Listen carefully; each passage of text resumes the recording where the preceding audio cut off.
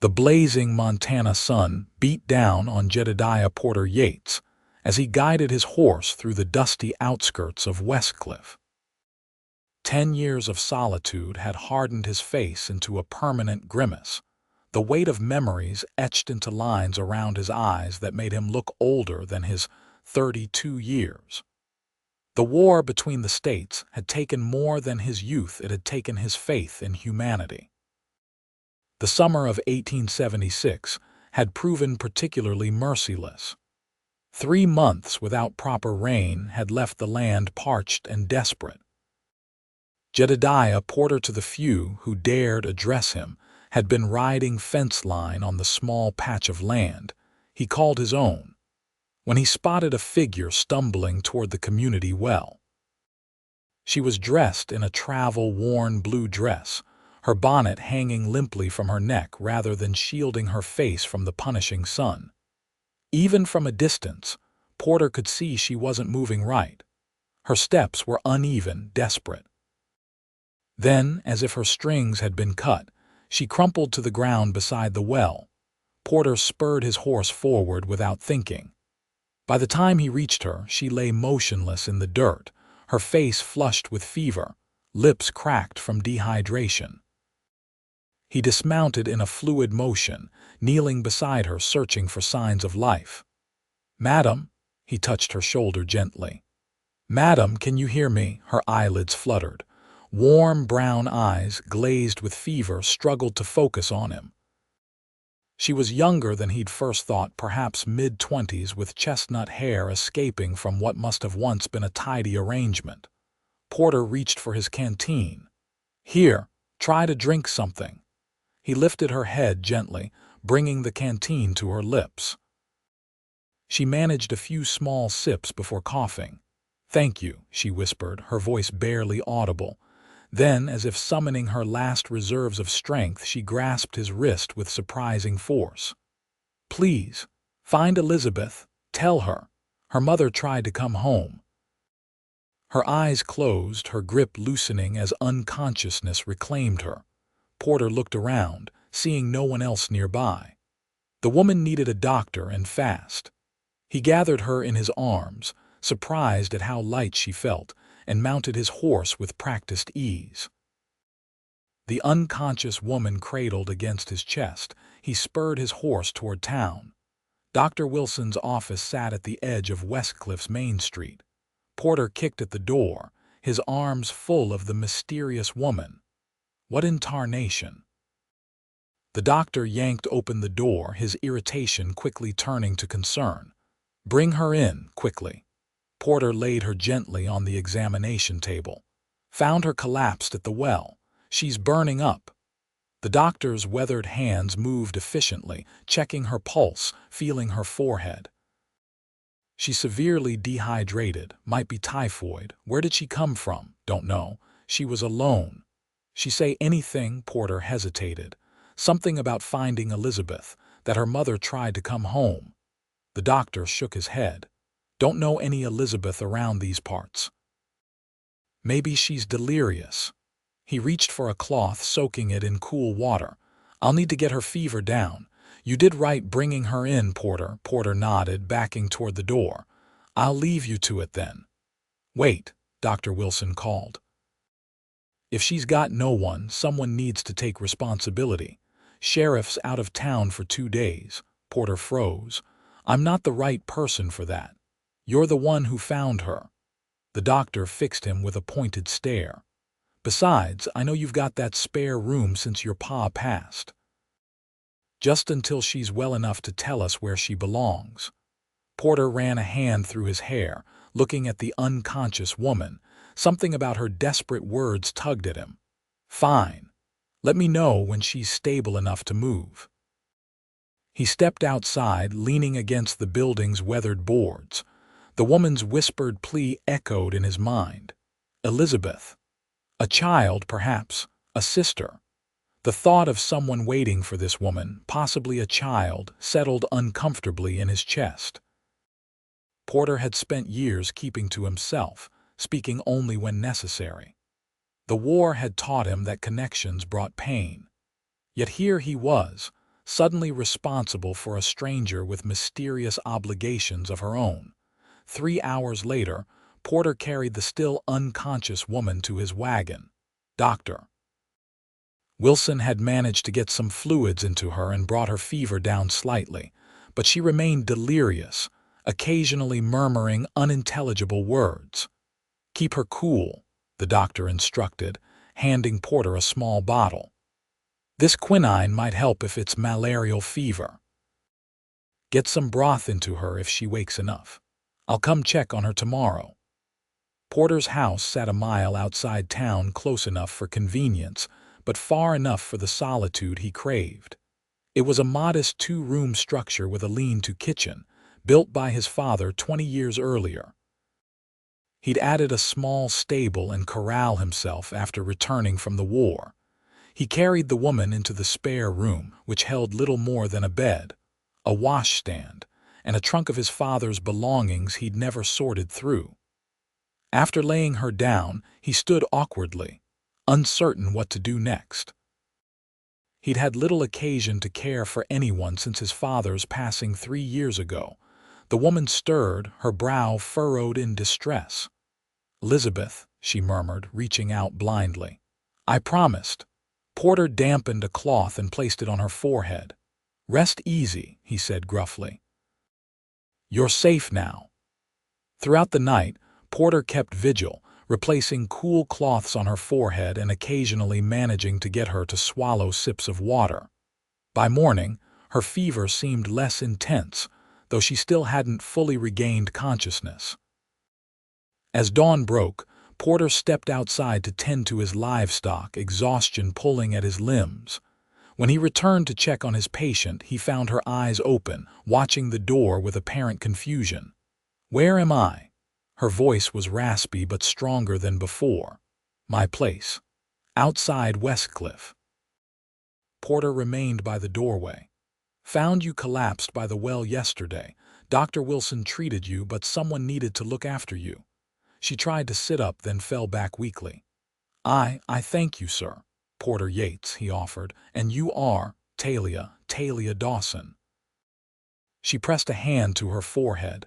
"How long have I been here?" "Since yesterday afternoon. You were pretty far gone when I found you." Talia closed her eyes briefly. "I need to find my daughter, Elizabeth. She's with my sister in Willow Creek. I received word she's fallen ill." Her eyes filled with tears. "I've been traveling for days. The stagecoach broke down 20 miles back. I tried to walk." "Willow Creek's nearly 40 miles from here," Porter said, frowning. "You were walking that." "I didn't know what else to do." A tear slipped down her cheek. "I haven't seen my Elizabeth in 2 years. Her father died in a mining accident, and I couldn't support us. My sister took her in while I found work in Denver." Porter shifted uncomfortably. Emotional displays always left him at a loss. "You need to recover your strength before going anywhere." "I don't have time," Talia insisted, trying again to sit up. "My sister's telegram said Elizabeth's been asking for me. She might not have much time." The desperation in her voice struck a chord deep within Porter. He recognized it, the frantic need to reach someone before it was too late. He'd felt that same urgency riding home from the war, only to arrive 3 days after his mother's burial. "Rest today," he said finally. "If you're stronger tomorrow, I'll take you to Willow Creek myself."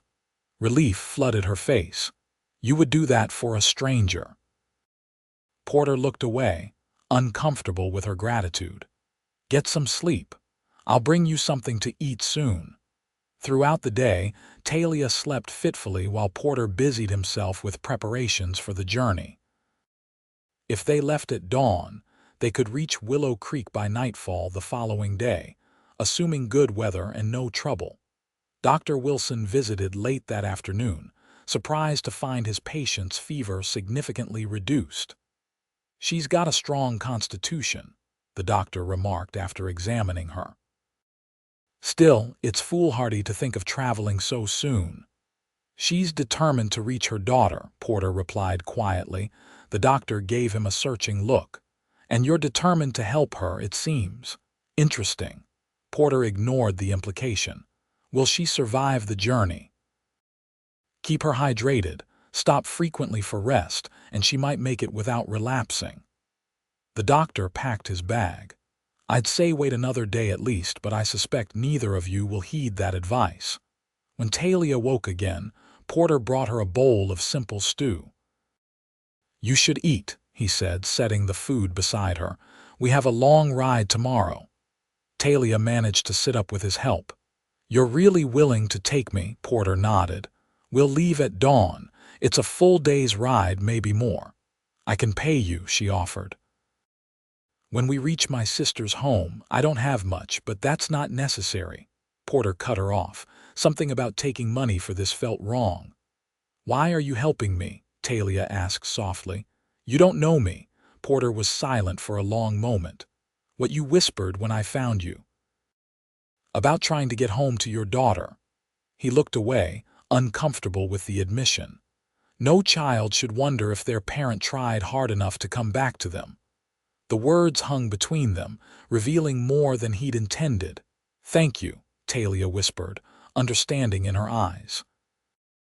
Porter nodded curtly and left her to eat in peace. That night, he lay on his bedroll in the main room, sleep eluding him.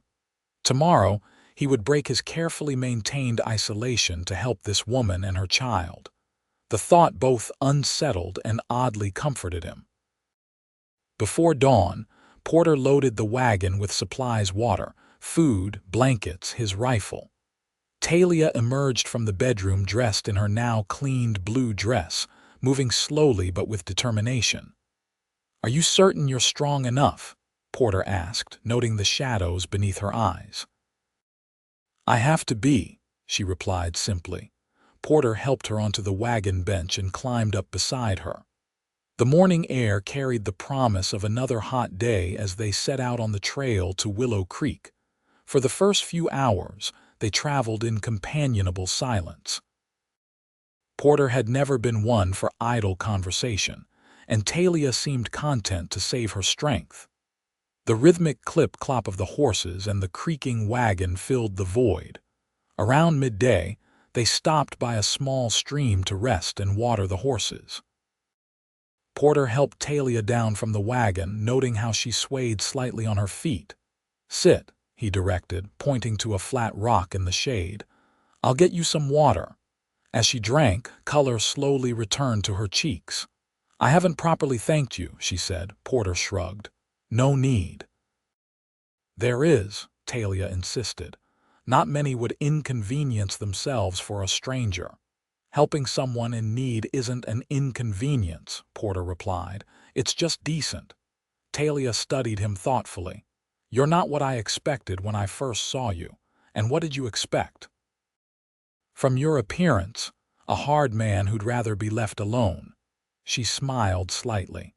I suspect that's how most see you, isn't it? Porter felt oddly exposed. Most people see what they want to see. And what would they see if they looked closer? The directness of her question caught him off guard. No one had bothered to look closer in years. Nothing worth seeing, he said finally, turning away to check on the horses. They continued their journey through increasingly rugged terrain. By mid-afternoon, Talia's strength was flagging noticeably. She swayed on the bench, her face pale despite the heat. We'll stop early, Porter decided, spotting a suitable campsite ahead. Push on in the morning. But Elizabeth won't be helped by you arriving half dead, he finished firmly. One more night won't make a difference. Talia reluctantly agreed, and Porter helped her down from the wagon. He quickly set up a simple camp, building a small fire and preparing a basic meal. I'm sorry to slow us down, Talia said as they ate. You're doing well, considering. Porter passed her a cup of coffee. Dr. Wilson would be surprised you've made it this far today. I've had to be stronger than I thought possible these past few years, she admitted. Tell me about your daughter, Porter said, surprising himself with the request. Talia's face softened immediately. Elizabeth is 7 now, Smart as a whip and stubborn as they come. She has her father's eyes blue as a summer sky. She smiled at the memory. When Thomas died, I tried to keep us going. I took in laundry, sewing, anything I could find, but it wasn't enough. So you sent her to your sister? Talia nodded, pain evident in her expression. Martha wrote that it would only be temporary, just until I got established. I found work as a housekeeper for a wealthy family in Denver. The pay was good, but they wouldn't allow a child in the house. She stared into the fire. I've been saving every penny. I thought by year's end I'd have enough to get us a small place of our own. Her voice broke. Then Martha's telegram came 3 days ago. Elizabeth took ill suddenly. High fever, difficulty breathing. Porter watched the play of emotions across her face. Children are resilient, he offered awkwardly. I pray you're right. She looked up at him. Do you have children, Mr. Yates? No. The word came out more sharply than he intended. Never married. I'm sorry, Talia said softly. I didn't mean to pry. Porter poked at the fire. There was someone once, before the war. The admission surprised him as much as it seemed to surprise her. He hadn't spoken of Caroline to anyone in years. What happened? Talia asked gently. Porter was silent for so long she likely thought he wouldn't answer. I went to fight. She married someone who stayed behind. He shrugged as if it mattered little. Probably for the best. I'm sorry, Talia said again, and he could tell she meant it. War changes a man, Porter said simply. I came back different. Wouldn't have been fair to her. Is that why you live alone? Because you're different now, Porter stared into the fire. I came home to find my mother recently buried and my father half broken with grief. Took care of him until he passed 3 years ago. By then, being alone seemed natural. That sounds lonely, Talia observed. I've made my peace with it. Talia didn't look convinced, but she didn't press further. Instead, she said, I should get some sleep if we're to make good time tomorrow. Porter nodded, helping her arrange her bedroll near the fire. He took his place on the opposite side, rifle within easy reach. Good night, Mr. Yates, Talia said softly. And thank you, truly. Porter nodded in acknowledgement, watching as she settled into sleep. For the first time in years, he found himself wondering what his life might have been like had he made different choices. If he hadn't withdrawn from the world after returning from war. If he had allowed himself to heal rather than simply exist. The next morning dawned clear and cool. Porter woke to find Talia already up, her color much improved after a night's rest. You look better, he observed as they broke camp. I feel stronger today, she replied with a small smile. How much farther to Willow Creek? Should reach it by late afternoon if we make good time. They traveled steadily through the morning, the terrain gradually changing from open plains to rolling hills dotted with pine and aspen. Talia seemed more talkative, perhaps energized by the knowledge that they were drawing closer to her daughter. Have you always lived in Montana territory? She asked as they navigated a particularly bumpy stretch of trail, born in Tennessee. My father brought us west after my older brother died of cholera. I was 10. He thought the mountain air would keep the rest of us healthy. Did it? My sister died of the same 2 years later. Porter's voice was matter of fact, but my mother and I survived until the war. I'm sorry about your family, Talia said softly. Loss seems to follow some of us more closely than others. Porter glanced at her, struck by the simple truth of her words. Seems that way. After Thomas died, I was angry for a long time, Talia admitted. He knew that mine was unstable. Everyone warned him, but the money was good and he wanted to provide for us. A man feels responsible for his family, Porter said. Sometimes makes foolish choices because of it. Yes, Talia agreed, but those left behind pay the price for that foolishness. She sighed. I don't want Elizabeth to grow up bitter. That's why I had to find a way to support us, even if it meant separation for a time. You did what you thought was right, Porter said. No one can ask more than that. Talia looked at him with surprise. You're a kind man, Mr. Yates, despite your efforts to hide it. Porter shifted uncomfortably under her direct gaze. No one had called him kind in years, and he wasn't entirely sure the description fit. He'd simply done what anyone would do. By mid-afternoon, they crested a hill and saw Willow Creek spread out in the valley below. It was smaller than Westcliff, just a handful of buildings clustered around a church steeple. Several small farms dotted the surrounding countryside. My sister's place is on the north side, Talia said, excitement and anxiety mingling in her voice. The white farmhouse with the red barn. Porter guided the wagon down the winding road into the valley. As they approached the town, Talia grew increasingly tense, her hands clutching the edge of the wagon bench. She'll be all right, Porter said. Though he had no way of knowing if that was true, Talia nodded, not trusting herself to speak. They passed through the sleepy town center, drawing curious glances from the few people on the street. Porter kept his focus on the road, following Talia's directions until a modest white farmhouse came into view. A red barn stood nearby and a small vegetable garden stretched to one side of the house. Before the wagon had fully stopped, the front door opened. A woman who resembled Talia, though considerably plumper, hurried out onto the porch.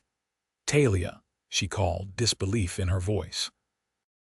Is that really you, Martha? Talia was already struggling to climb down from the wagon. Porter hurried to help her, but she barely seemed to notice, her focus entirely on her sister and the house beyond. The two women embraced, both speaking at once. How did you get here so quickly? The telegram only went out 3 days ago. I left immediately. The stagecoach broke down. This gentleman saved me when I collapsed. You collapsed. Oh, Talia, you look awful. Elizabeth, how is she? Is she? Martha pulled back, holding Talia at arm's length. She's better today. The fever broke yesterday evening. Dr. Simmons thinks she's past the worst of it. Talia's knees buckled with relief. Porter stepped forward instinctively, catching her elbow to steady her. Can I see her? Talia asked, tears streaming down her face. Of course. She's been asking for you. Martha looked at Porter curiously. And who is this gentleman? Porter Yates, Talia said. He found me when I collapsed near Westcliff and brought me all this way. I wouldn't have made it without him. Martha's eyes widened. Then we owe you a great debt, Mr. Yates. Please come inside. You must be exhausted from your journey. Porter hesitated. Now that Talia had reached her destination safely, his task was complete. The thought of returning to his solitary existence should have been a relief, yet he felt strangely reluctant to leave. I should see to the horses, he said, buying time. Of course, Martha nodded. The barn's open. There's fresh hay and water. Join us inside when you're done. Porter watched as Martha helped Talia into the house, their voices fading as the door closed behind them. He stood for a moment, uncertain, before leading the horses toward the barn. The simple task of unhitching and caring for the team gave him time to think. His obligation was fulfilled. Talia was reunited with her family. He had no place here among these people with their connections and history. Yet the prospect of the solitary ride back to Westcliff filled him with unexpected dread. By the time he finished with the horses, the sun was beginning to set. Porter approached the house reluctantly, considering whether he should simply leave without disturbing the family reunion. Before he could decide, the door opened and Martha appeared. Mr. Yates, please come in, she called. Supper's nearly ready and you must be famished. Politeness won out over his discomfort. Porter removed his hat and stepped into the modest but welcoming home. The main room served as both kitchen and living area, with a large table at one end and comfortable-looking chairs at the other. A hallway presumably led to bedrooms. "Talia's with Elizabeth," Martha explained, returning to the stove where something savory simmered. The poor child nearly jumped out of her sick when she saw her mother. "I've never seen such joy on her face." Porter nodded, standing awkwardly just inside the door. "Please, sit down," Martha urged, gesturing to the table. "You've done our family a tremendous service, Mr. Yates. Talia told me how ill she was when you found her." "Just did what anyone would do," Porter mumbled, taking a seat. Martha gave him a knowing look. "We both know that's not true. Most men would have left her for someone else to deal with, especially a stranger." She ladled stew into a bowl and placed it before him. "Eat. You look like you could use a good meal." Porter couldn't deny his hunger. The stew was rich and flavorful, better than anything he'd eaten in months. "Martha," Talia's voice came from the hallway. "Is Mr. Yates still?" She appeared in the doorway, her face transformed. Despite her obvious exhaustion, she looked lighter somehow, the worried lines around her eyes replaced by relief. "You're still here," she said, smiling at Porter. "Was just seeing to the horses," he replied. "Your sister insisted I stay for supper. I'm glad." Talia took a seat across from him. "Elizabeth is sleeping now.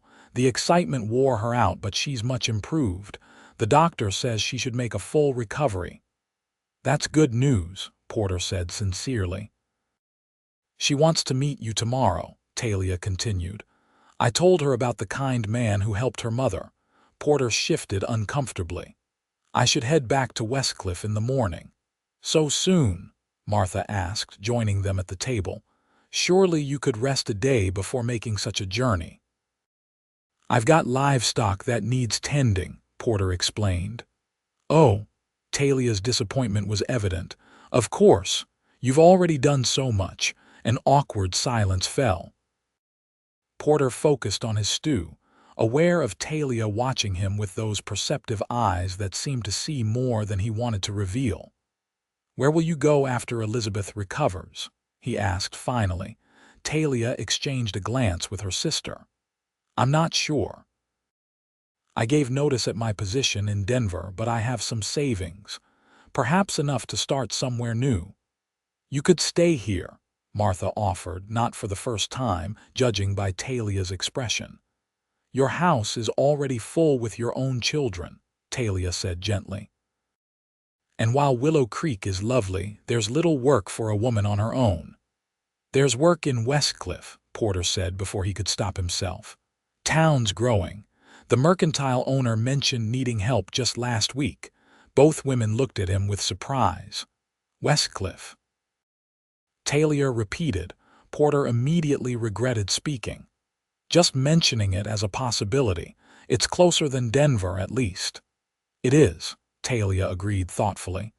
"And I did like what I saw of it, brief as my conscious time there was." "You could inquire when you're fully recovered," Porter suggested, trying to make his voice neutral. "If you were interested." Martha looked between them, a knowing expression on her face. "That seems a fine idea. Don't you think, Talia?" Talia nodded slowly, her eyes still on Porter.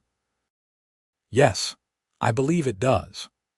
The conversation shifted to other topics: the summer's drought, the upcoming harvest, local news. Porter contributed little, but found himself more at ease than he would have expected in the company of these two women.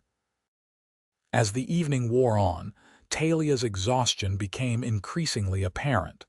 Martha insisted she return to bed, leaving Porter alone with Martha. "She's been through so much," Martha said softly, clearing the dishes. "Losing Thomas, having to send Elizabeth away. Working herself to the bone for strangers while missing her own child." Porter nodded, unsure what response was expected. "She deserves some happiness," Martha continued, giving Porter a pointed look. "Someone who appreciates her strength and kindness." Porter felt his face warm. "Madam, I barely know your sister." "Yet you traveled 40 miles to bring her to her sick child," Martha observed. and suggested she consider settling near your town. Was just being practical, Porter muttered. Martha's smile suggested she didn't believe him. The spare room is made up for you, Mr. Yates. Though I do hope you'll reconsider leaving so soon. Elizabeth would be terribly disappointed not to thank her mother's rescuer. With that, she left him to his thoughts. Porter spent a restless night in the neatly appointed spare room. His plan to leave at dawn seemed less certain with each passing hour. The prospect of meeting Elizabeth, of seeing Talia's face light up at her daughter's side, proved more tempting than he cared to admit. When morning came, he found himself lingering over breakfast, listening as Martha chattered about local happenings. Talia appeared looking refreshed, wearing one of her sister's dresses. "Elizabeth is awake and asking for you," she told Porter. "Would you mind terribly?" It would mean so much to her. And so Porter found himself following Talia down the hallway to a small bedroom where a thin child with bright blue eyes sat propped against pillows. Her face was pale, but a smile bloomed when she saw her mother. "Mama, you brought him." Her voice was weak but excited. "Elizabeth, this is Mr. Yates," Talia said, sitting on the edge of the bed. "He's the one who helped me get to you." Elizabeth studied him with surprising intensity for a child her age. "Mama says you saved her life when she got sick." Porter shifted awkwardly.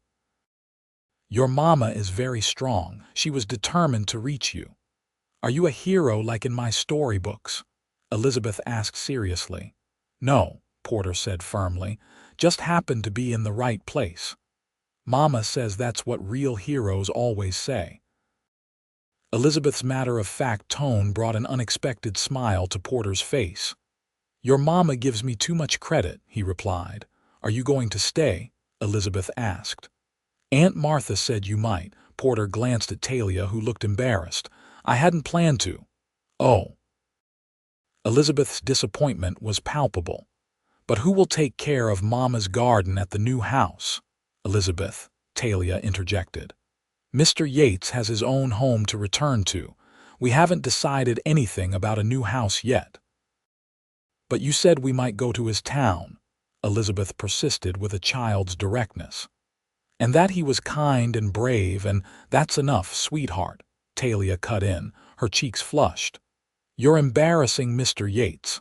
Porter found himself more intrigued than embarrassed. "I should let you rest," he said to Elizabeth. "Glad to see you're feeling better." As they stepped into the hallway, Talia touched his arm. "I'm sorry about that. Children repeat everything they hear." "No harm done," Porter assured her, suddenly curious about exactly what Talia had said about him. When they returned to the main room, Martha was pulling a fresh loaf of bread from the oven. "I've packed some food for your journey," she told Porter. "Though I still think you should stay another day." Porter looked at Talia, whose expression was carefully neutral. Something shifted inside him, a subtle but unmistakable change. "Perhaps one more day wouldn't hurt," he said slowly. "The animals have enough feed to last." The smile that bloomed on Talia's face made his decision instantly worthwhile. One day turned into two, as Elizabeth insisted on showing Porter her favorite picture books once she was well enough to sit in the main room. Porter found himself drawn into the domestic rhythm of the household, helping with chores and repairs around the small farm. Each evening, after Elizabeth was asleep, he sat with Talia on the porch, their conversations growing deeper and more personal as they shared pieces of their pasts. "I never thought I'd find myself considering Westcliff," Talia admitted on the third evening, "but Elizabeth seems taken with the idea." "It's a decent town," Porter said. "Growing but not too fast. Good school." "And what about you?" Talia asked, her voice softening. "What would you think of having neighbors like us?" Porter stared out at the darkening landscape. "I've grown used to solitude," he said carefully, "but I'm finding it's not as necessary as I once thought." Talia's hand found his in the gathering darkness. Elizabeth and I will need time to get settled. She needs to fully recover and I need to secure work. The mercantile position, Porter nodded. I could put in a word with Mr. Thompson when I return. That would be kind. Talia hesitated, but I wouldn't want to impose further. It's no imposition. Porter surprised himself by turning his hand to clasp hers. I'd like to help if you'll let me. The simple touch of her hand in his awakened something long dormant within him. For the first time in years, Porter allowed himself to imagine a future different from the solitary existence he had accepted as his fate. When he finally departed for Westcliff the next morning, it was with a promise to return in 3 weeks' time to help Talia and Elizabeth make the journey. Martha watched with knowing eyes as her sister and Porter said their goodbyes, Elizabeth waving enthusiastically from the porch. "You'll come back?" Talia asked, her question carrying more weight than the simple words suggested. "I'll come back," Porter promised, meeting her eyes directly. "You have my word." The journey home seemed shorter somehow, his thoughts occupied with plans and possibilities.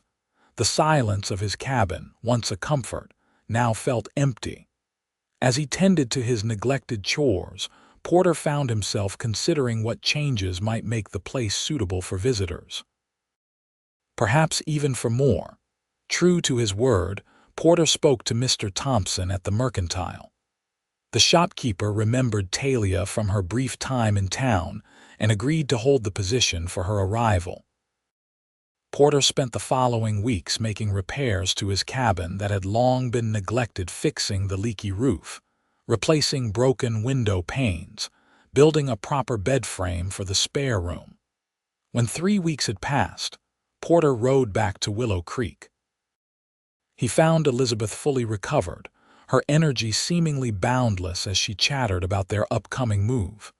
Talia greeted him with a warmth that made his heart race in a way he'd almost forgotten it could.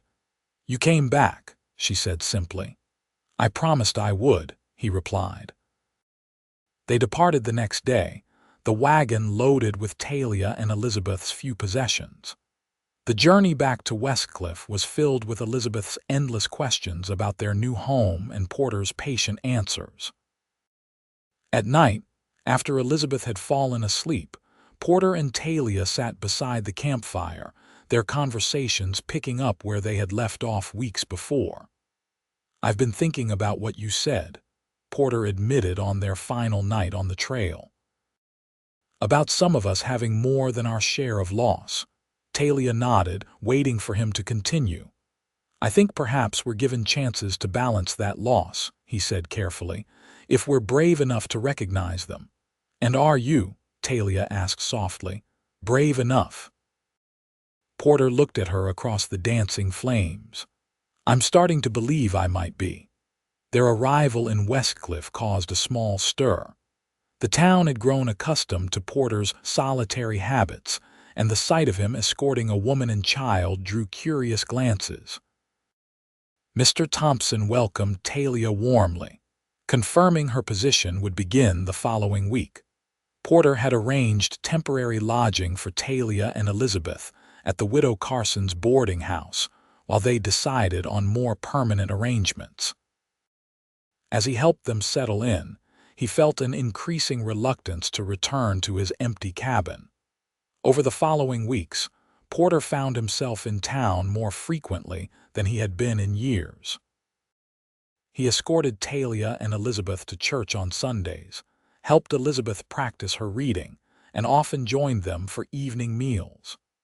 The townsfolk watched with interest as the reclusive rancher gradually transformed into something resembling a family man. 2 months after their arrival in Westcliff, Porter invited Talia and Elizabeth to Sunday dinner at his cabin. He had spent days preparing, cleaning, and arranging things to make the place as welcoming as possible. "It's lovely," Talia said, looking around the modest home with appreciation. "You've made changes since I was here." "Just some necessary improvements," Porter said, though they both knew it was more than that. After dinner, while Elizabeth explored the small corral where Porter kept his horses, he and Talia sat on the newly built front porch. "Elizabeth loves it here," Talia said, watching her daughter. "She's thriving at school. Mr. Thompson has been so kind, allowing me time when she needs me." "And you?" Porter asked. "Are you happy here?"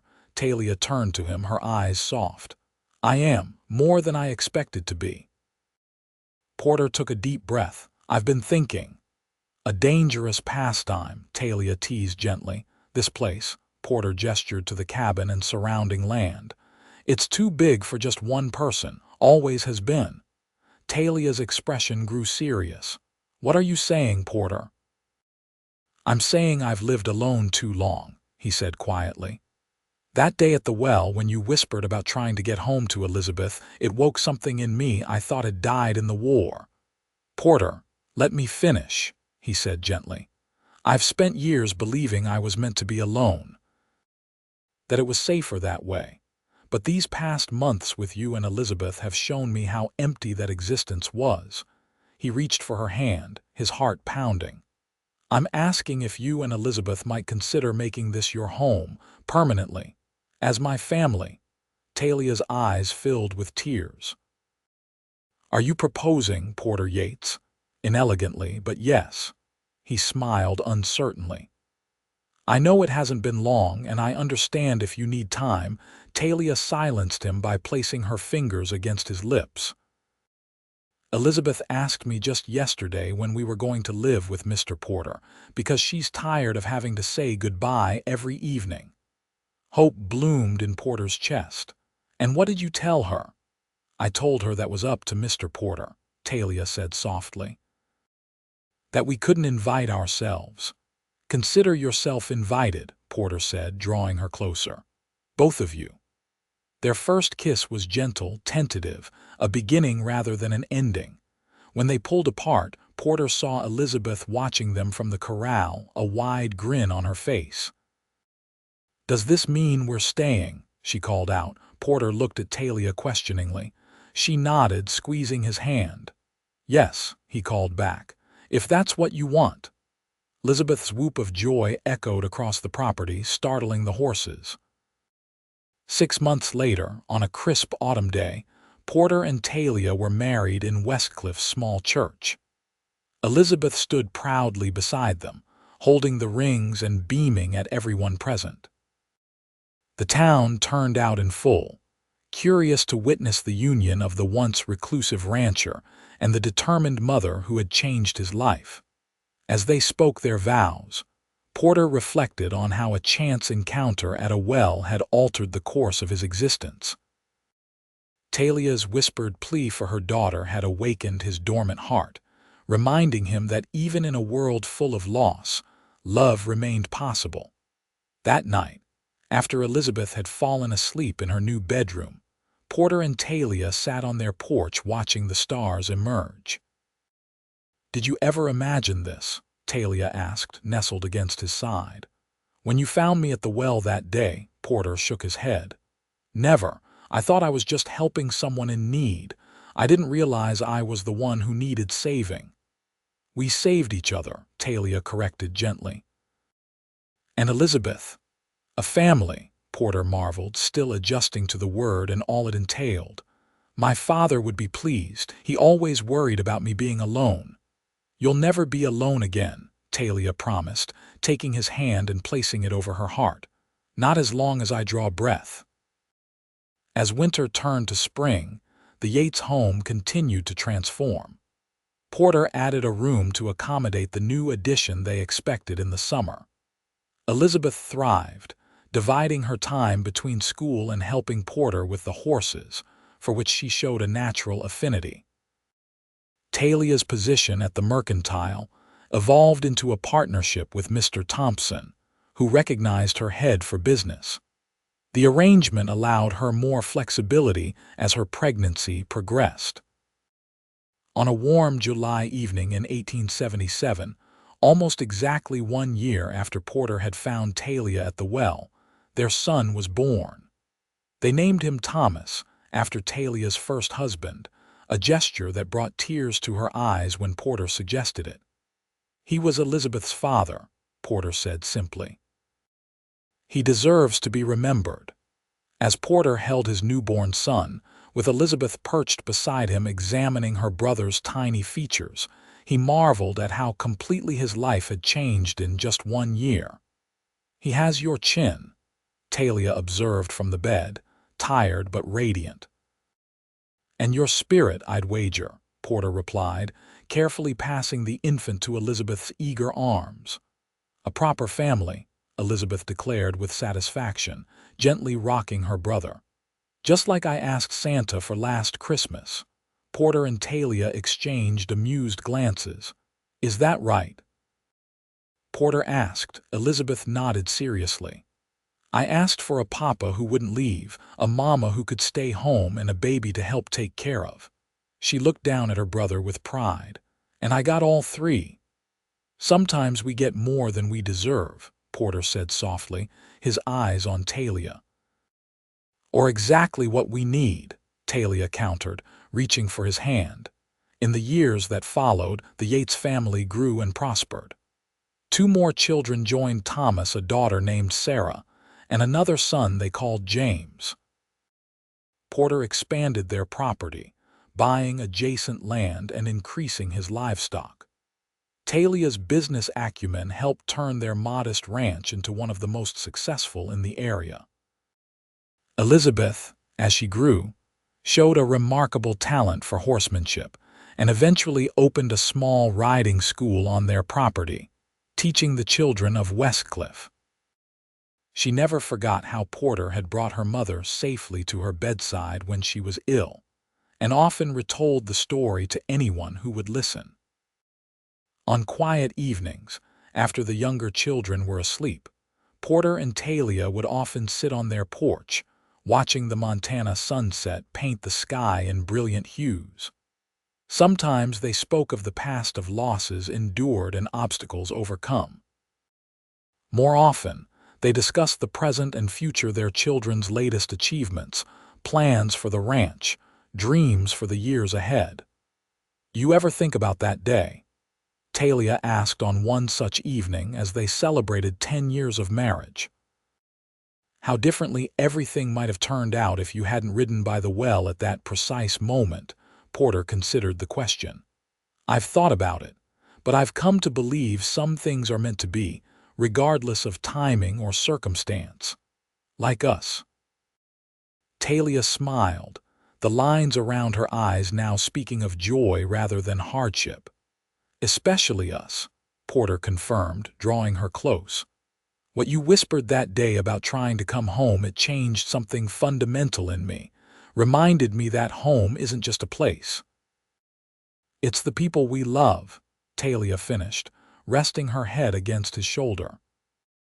As night fell over their land, Porter Yates, once the loneliest man in Westcliff, surrounded by the family he never expected to have, reflected on how the simple act of helping a stranger had led to his greatest blessing.